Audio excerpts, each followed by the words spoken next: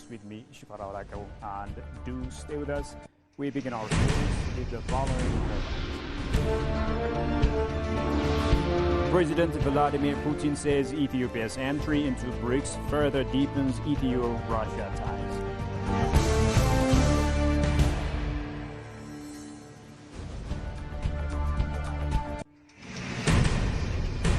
And the grand alternative media narrative is dubbed crucial for Africa to promote its common prosperity.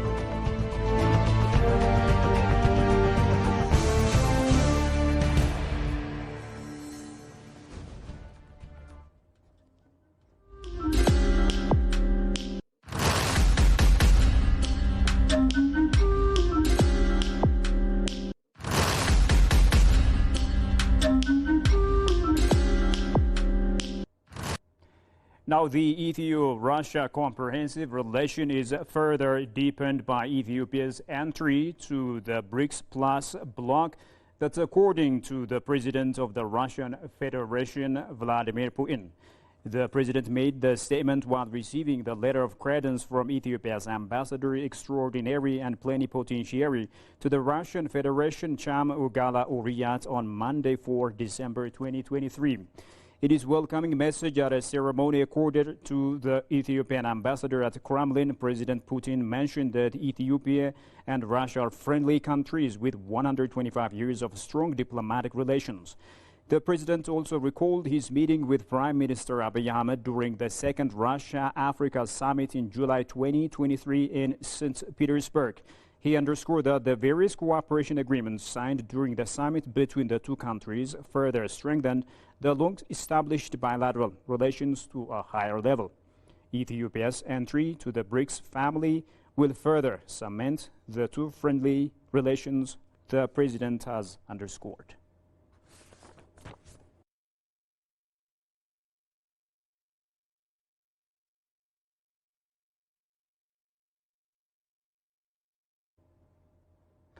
The Minister of Planning and Development of Ethiopia, Fitsum Asafa, and Director General of the Global Green Growth Institute, GGI, Frank Riesberman, held a bilateral meeting at COP28 in the Ethiopian Green Legacy Pavilion.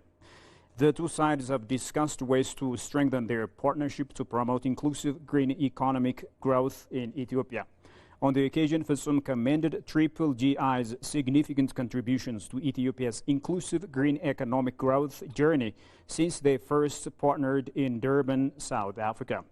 Frank Riesberman, for his part, expressed his institute's eagerness to strengthen the momentum of their collaboration and continue providing support for Ethiopia's climate action efforts, including resource mobilization through diversified climate finance sources such as green bonds and blue bonds. The Ministry of Planning and Development said this bilateral meeting demonstrates the strong partnership between Ethiopia and GGI and their shared commitment to promoting sustainable development in Ethiopia.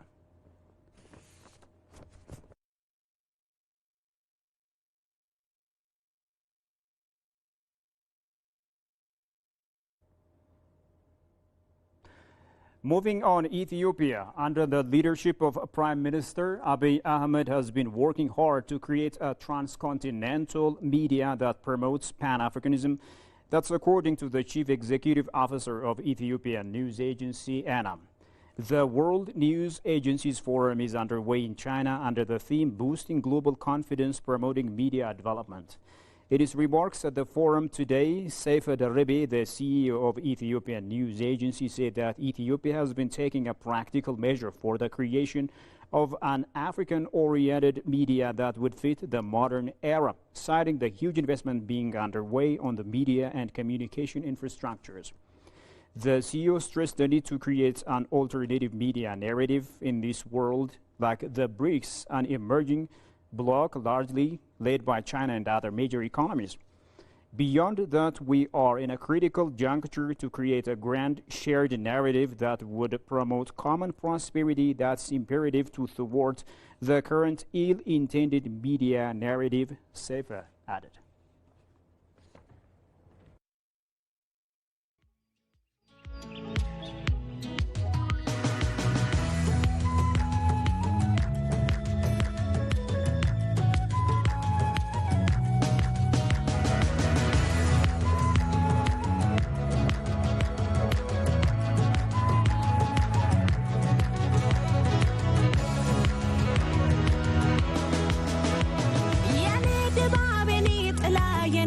ማርካ የናገር ማሙሉነትሽ ማይለካ የኔ ጸጋይ የኔ ጮራ የኔ ክብር የቃል ኪዳን ቀለበት ነሽ ደማቅ ህብር እርምጃሽን ተከትዬ ከፍ ዝቅ ልችልልሽ ዝማሬሽን የሚያቀና ያሰብኩትን ልሰፍልሽ ውለታሽን ልመልስ የምሰዳዳውልሽ ሀገሬ ሆይ አበድሪኝ ሀገር ስሆን የምከፍልሽ እርምጃሽን ተከትዬ ከፍ ዝቅ ልችልልሽ ዝማሬሽን የሚያቀና ያሰብኩትን ልሰፍልሽ ውለታሽን ልመልስ የምሰዳዳውልሽ ሀገሬ ሆይ አበድሪኝ ሀገር ስሆን የምከፍልሽ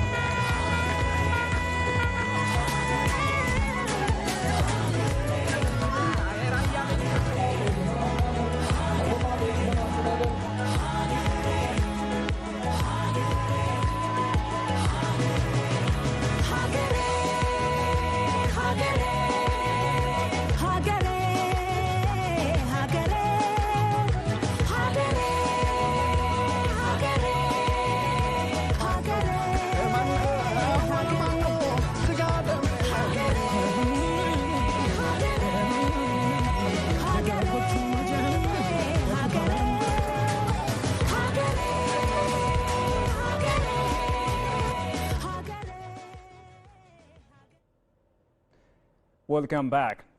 Now, the Green Legacy Pavilion at COP28 in Dubai, the UAE, has created an opportunity for Ethiopia to showcase its concrete climate change actions, including the Green Legacy Initiative and sustainable agricultural practices to the world community. In his speech delivered at the COP28, Ethiopian Prime Minister Abiy Ahmed has called for a collective global action to step up a climate agenda. The Prime Minister also told the participants that Ethiopia's Green Legacy Initiative has been considered by various countries as an exemplary model. Let's take a look at Ethiopia's presence at the COP28 in Dubai.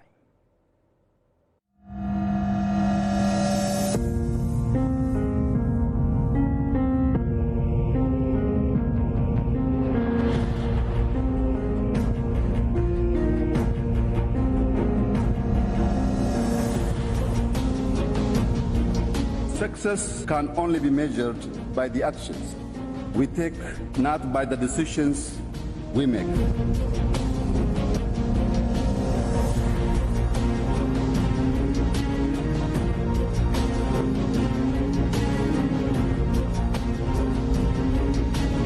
Africa is a strong ally in fighting climate change, and we are striving to drive green growth both within the continent and globally. However, we remain highly exposed to the impact of climate despite contributing the least.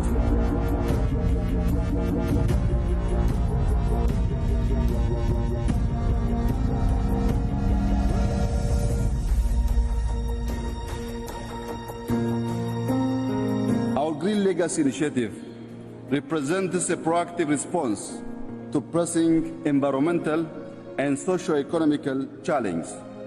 It reduces carbon emission, preserves our biodiversity, creates jobs, and boosts sectors such as tourism.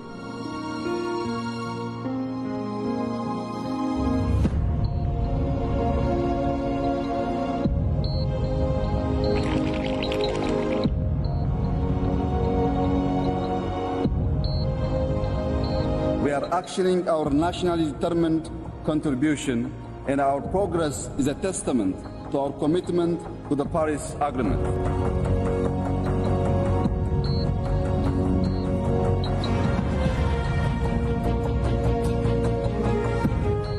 I am proud to say that this initiative has received remarkable success by planting 32.5 billion seedlings.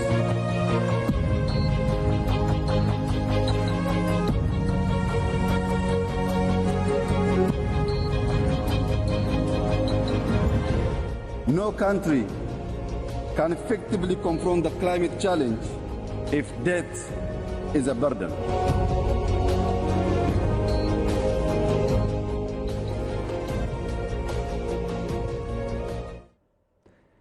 And finally, the former U.S. Secretary of State Henry Kissinger, the man who shaped America's Cold War policy, died at the age of 100.